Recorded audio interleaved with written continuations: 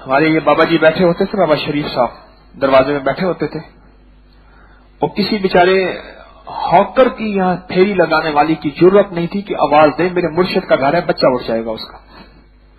چھان ٹکڑے لینے والا، کاغذ بیچنے گتے والا، کوئی سائیکل سبزی والا، اس کو کہتا تھا چپ کر کے یہاں سے گزر جاؤ۔ تبنگ بابا تھا۔ ایک دم میں آیا تو بندہ چپ کر کے، میں نے کہا کیا ہوا؟ مجھے کہنے لگے یہ مطلب کہ یہ ایک جو ہے نا شور کر دیتا ہے۔ کیوں؟ کہنے لگے مرشد کا گھر ساتھ ہے۔ میں نے کہا بابا جی نہ کریں ایسا، لوگ کہیں گے شاید انہوں نے یہ تعلیم دی ہوئی ہے۔ ان کا پیار تھا۔ بابا جی نے اپنی زندگی کے آخری ایام میں ان کی اولاد نے ایک کوٹھی خالی کر کے کنال کی دے دی، اور وہ کوٹھی تھی جس پہ بل جبر قبضہ کیا گیا تھا۔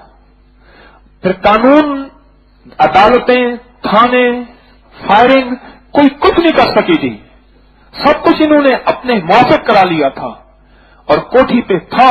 اور جب دل کی آنکھیں کھلی اس کو بلایا، کہا اپنی کوٹھی واپس لے لے۔ تو کہنے لگا یہ کیسے ہوا؟ انہوں نے کہا ہمارا ایک مرشد ہے، وہ کہتے ہیں ہمیں وہ مرشد چل کے دکھا۔ پھر مجھے دکھایا، انہوں نے کہا یہ مرشد ہے۔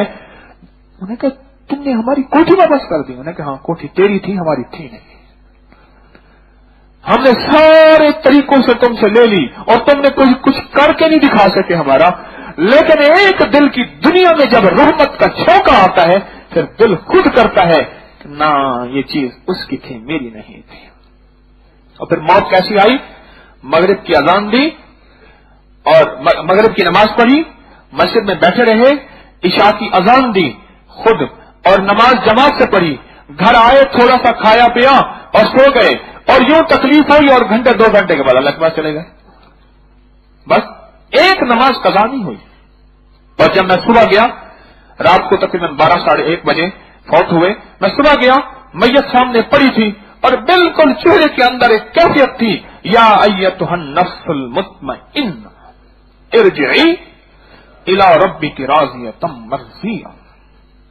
اور اللہ پاک اپنے جنتی بندے کو کہے گا آ میرے بندے ادھر، ساری دنیا کی تکلیفیں سب کچھ برداشت کیا، کوئی بات نہیں، تو تھا ہی نفس مطمئنہ، تو نفس امارہ نفس لوامہ تھا ہی نہیں۔ بس ایک بہار جب آتی ہے رحمت کی پھر دل خود کرنے